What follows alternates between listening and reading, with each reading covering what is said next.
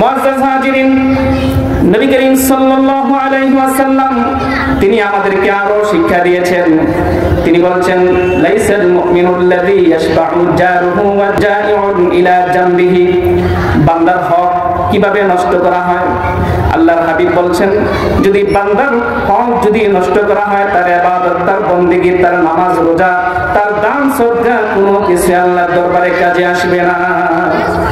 বান্দার হকের মধ্যে অন্যতম একটি হক হচ্ছে লাইসাল মুমিনুল্লাযী ইয়াশবাউ ওয়া জারুহু জাইউন ইলা জামবিহি। আল্লাহর হাবিব বলছেন, ওই ব্যক্তি ঈমানদার নয়, ওই ব্যক্তি মুমিন নয় যে ব্যক্তি পেট পুরে খাবার খায় কিন্তু তার প্রতিবেশী এক ভাই খুব কষ্ট ভোগ করছে, ক্ষুধার্ত অবস্থায় রয়েছে, নিজের 3 বেলা খাবার ঠিক আছে, নিজের নাস্তা পানি ঠিক আছে, তার বন্ধু বান্ধব আত্মীয় স্বজন সকলের খাওয়া ঠিক আছে, সবকিছুই ঠিক আছে, কিন্তু তার এক প্রতিবেশী ভাই খাবারের কষ্টে ভুগছে। নবীজি বললেন, সে ব্যক্তি কখনো ঈমানদার নয় যে পেট পুরে খাবার খায়, আরাম আয়েশ করে, কিন্তু তার প্রতিবেশী ভাই খাদ্যে কষ্ট পায়। সবাই বলি নাউযুবিল্লাহ। মুআজ্জাজ হাজিরিন, শুধু তাই নয়, আল্লাহর হাবিব সাল্লাল্লাহু আলাইহি ওয়াসাল্লামের কাছে একজন ইহুদি ব্যক্তি আসলেন। ইয়া রাসূলুল্লাহ, ইয়া হাবিবাল্লাহ, কাইফা লি আন আ'লাম ইযা আহসানতু আও ইযা আসাতু? ইয়া রাসূলুল্লাহ, ইয়া হাবিবাল্লাহ, আমি কিভাবে বুঝবো যে আমি একজন ভালো ব্যক্তি? ইয়া রাসূলুল্লাহ, আমি কিভাবে বুঝবো আমি একজন খারাপ ব্যক্তি? فقال النبي صلى الله عليه وسلم إذا سمعت جيرانك يقولون قد أحسنت فقد أحسنت وإذا سمعتهم يقولون قد أسأت فلا أسأت। ইহুদি ব্যক্তিকে বললেন, নবীজি বলতেছেন, তুমি জানতে এসেছো, তুমি কিভাবে বুঝবে তুমি একজন ভালো লোক? মনে রাখবা, যদি সমাজের লোক, প্রতিবেশী যদি তোমাকে ভালো বলে, তুমি যদি শুনতে পাও, ইদা সামিআতা জিরানাকা ইয়াকুলুনা ক্বাদ আহসানতা ফাকাদ আহসানতা, তোমার প্রতিবেশী ভাইরা যদি তোমাকে ভালো বলে, তাহলে তুমি মনে করবা তুমি ভালো। ওয়া ইদা সামিআতা জিরানাকা, আর যদি তুমি শুনতে পাও তোমার প্রতিবেশী ভাই বোনদের কাছে ক্বাদ আসাআতা ফাকাদ আসাআতা, তুমি মন্দ। যদি সমাজের কোনো ব্যক্তি যদি বলে যে এই ব্যক্তি খারাপ, এই ব্যক্তি মন্দ, তাহলে অবশ্যই তুমি মন্দ। নবীজি আমাদেরকে বুঝিয়ে দিলেন, যদি ভালো হতে হয় তাহলে সমাজের লোকেরা যদি ভালো বলে তাহলে সে ভালো হবে, আর যদি সমাজের লোকেরা যদি তাকে মন্দ বলে অবশ্যই সে মন্দ হবে। তবে হ্যাঁ, অনেক সময় দেখা যায় একজন মানুষ যদি সৎ পথে চলতে যায় তাহলে তার পিছনে অনেক লোক লেগে যায়। প্রত্যেকটা মানুষের পিছনে সে যতই ভালো হোক, যত বড় পিরসাব হোক না কেন, তার ভালো মন্দ দুটি দিক মানুষ ফলো করে। একটি আছে প্রতিহিংসামূলক, তার মন্দ বলে, সমাজের লোক তার মন্দ কথা বলে যে সেই লোকটা মন্দ, এটা হচ্ছে হিংসার কারণে সে ধনী হয়ে যাচ্ছে, তার নাম অনেক উপরে উঠে গিয়েছে, মানুষ তাকে ভালো বলছে, অন্য লোকের হিংসা হচ্ছে, এই জন্য তাকে মন্দ বলছে, এরকম না।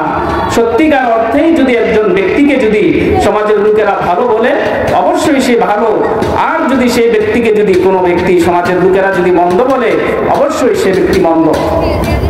মুআজ্জাজ হাজিরিন, জনৈক ব্যক্তি রাসূল করিম সাল্লাল্লাহু আলাইহি ওয়াসাল্লামের দরবারে আসলেন। ইয়া রাসূলুল্লাহ, ইয়া হাবিবাল্লাহ, ইন্না ফুলানাতান তুযকারু মিন কাসরাতি সালাতিহা ওয়া সিয়ামিহা ওয়া সাদাকাতিহা গায়রা আন্নাহা তুযি জিরানাহা বিলিসানিহা। নবীজির দরবারে আরেকজন লোক আসলেন, এসে বললেন, ইয়া রাসূলুল্লাহ, ইয়া হাবিবাল্লাহ, আমাদের সমাজে আমাদের প্রতিবেশীদের মধ্যে একজন মহিলা আছে, দিনভর নামাজ পড়ে, রাতভর নামাজ পড়ে। বলা হয়েছে সে এমন একজন ব্যক্তি, পর্দা করে নামাজ পড়ে, বেশি বেশি নামাজ পড়ে, বেশি বেশি রোজা রাখে। অনেক মহিলারা আছে খালি জিজ্ঞাসা করে, হুজুর রোজাটা কবে, এই রোজাটা কবে, ওই রোজাটা কবে। এমন কোন রোজা বাদ নাই যে রাখে না। এরকম আছে না নাই? আছে। অনেক মহিলারা এরকম আছে, পর্দা করে 5 ওয়াক্ত নামাজ পড়ে, রোজা রাখে, বেশি বেশি করে আল্লাহর রাস্তায় দান সদকা করে। এরকম অনেকেই আছে। জনায়েত ইহুদি বললেন, ইয়া রাসূলুল্লাহ, আমার প্রতিবেশীর মধ্যে এমন একজন মহিলা আছে, পর্দা করে, বেশি বেশি নামাজ পড়ে, নফল ইবাদত যত আছে সব কিছুই করে, মাহে রমজানে রোজা রাখে, শুধু তাই নয়, যত নফল রোজা আছে সমস্ত রোজাগুলো সে রাখে। এরপরে বললেন সে বেশি বেশি করে আল্লাহর রাস্তায় দান করে, কিন্তু গায়রা আন্নাহা তুযি জিরানাহা বিলিসানিহা, তার ভাষা এত রুক্ষ, তার ভাষা এত কর্কশ, সহ্য করার মতো নয়। প্রতিবেশী লোকেরা কষ্ট পায় তার জবানের কারণে, এই মহিলার কারণে স্বামী কষ্ট পায়, সন্তান আদি কষ্ট পায়, তার আশেপাশের লোকেরা মহিলার জবানের কারণে কষ্ট পায়, কিন্তু মহিলাকে আবার গুজার। ক্বালা হিয়া ফিন্নার, আল্লাহর হাবিব সাল্লাল্লাহু আলাইহি ওয়াসাল্লাম বললেন, তার জবান খারাপ হওয়ার কারণে সে যতই নামাজ পড়ুক, যতই রোজা রাখুক, হজ করুক, যাকাত দেখ, সাদকা করুক, এই মহিলা হচ্ছে জাহান্নামী, সে জাহান্নামে যাবে। বলি নাউযুবিল্লাহ, আর জোরে বলি নাউযুবিল্লাহ। ওই ব্যক্তি শুধু তাই না, আরো বললেন, ইয়া রাসূলুল্লাহ, ইয়া হাবিবাল্লাহ, ইন্না ফুলানাতান তুযকারু মিন কিল্লাতি সালাতিহা সিয়ামিহা ওয়া সাদাকাতিহা ওয়া আন্নাহা তাসাদ্দাকু বিল আসওয়ারি মিনাল ইকতি ওয়া লা তুযি জিরানাহা বিলিসানিহা ক্বালা হিয়া ফিল জান্নাহ। নবী গো, ও আমার আল্লাহর নবী, আরেকটি মহিলা আছে, সে নামাজ পড়ে কম, অর্থাৎ ফরজ নামাজগুলো সে যথারীতিভাবে আদায় করে এবং সে নির্দিষ্ট রোজাগুলো রাখে, অত বেশি রোজা রাখে না, এবং আল্লাহর রাস্তায় তেমন বেশি দান সদকা করে না।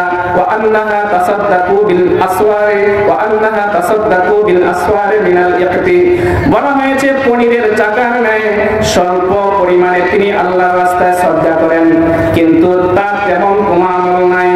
আল্লাহর হাবিব সাল্লাল্লাহু আলাইহি ওয়াসাল্লামকে বললেন, এমন মহিলা, তার জবান বালক, সে সুন্দর ব্যবহার করে, তার ভাষা রুক্ষ নয়, ভাষা কর্কশ নয়, সেই মহিলা সম্পর্কে আপনার কি অভিমত?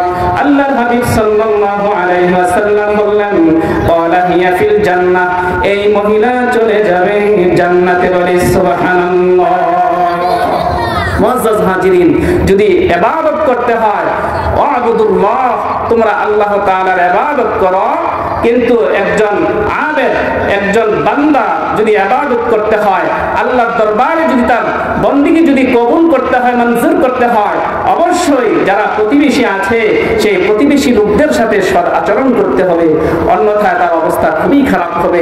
নবী করিম সাল্লাল্লাহু আলাইহি ওয়াসাল্লামের সেই আদর্শকে আল্লাহ তাআলা আলোচ্য এই বিষয়ের মধ্যে তুলে দিয়েছেন। ওয়ালাউ কুনতা ফাযযান গালিযাল কলবি লান ফাদ্দু মিন হাওলিক, হে নবী, আপনার ভাষা যদি কঠোর হতো, আপনার ব্যবহার যদি খারাপ হতো, তাহলে অবশ্যই মানুষ আপনার কাছ থেকে বহু দূর চলে যেত। ঠিক কিনা বলেন? নবীজি তাওহীদের দাওয়াত দিয়েছেন, রাসূলের সামনে যে এসেছেন, রাসূলের বাণী যে শুনেছেন, সেই তাওহীদের বাণী সে কবুল করে নিয়েছে, সে কালিমা পড়ে মুসলমান হয়ে গিয়েছে। বলি সুবহানাল্লাহ।